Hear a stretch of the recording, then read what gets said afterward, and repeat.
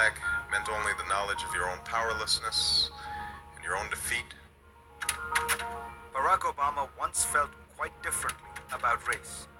And the final irony, should you refuse this defeat and lash out at your captors, they would have a name for that too. A name that could cage you just as good. Like paranoid, or militant, or violent, or nigger.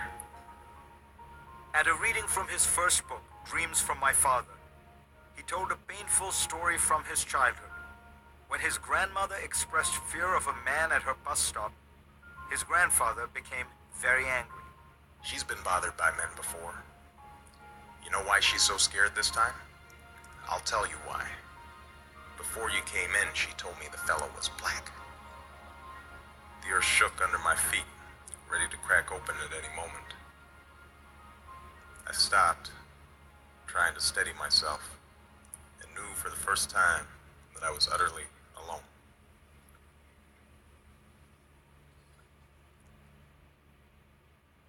So, that is closer to when I lived in Chicago, the Barack Obama that I knew back in the early 2000s.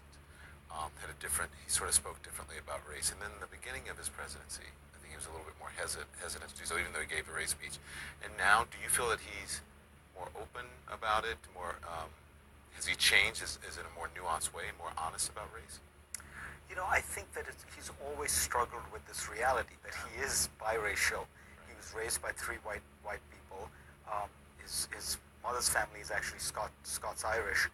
And yet, of course, he's black in that he looks black, he's treated as black. And so he's always had this struggle, which is he had to be black enough to assure black America and white enough to assure white America. And so I feel bad for him because the poor guy, he's always navigating that. And I think you're right. He started his presidency much more cautious, much more careful to be just the president of America who happened to be black.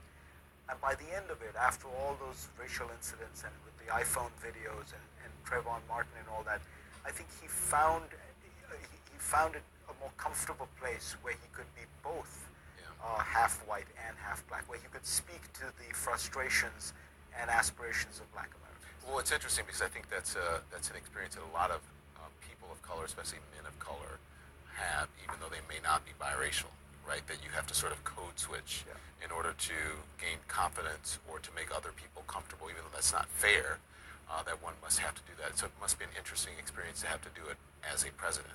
I think it's exactly right. I think as an immigrant, I see that thing. You know, at the one hand, you have to assimilate. On the other hand, you have your roots, and you're always toggling.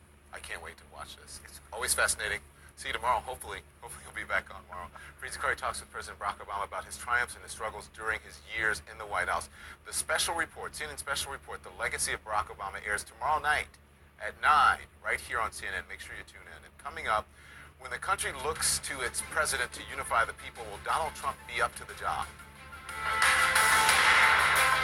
Don and I met because I'm a volunteer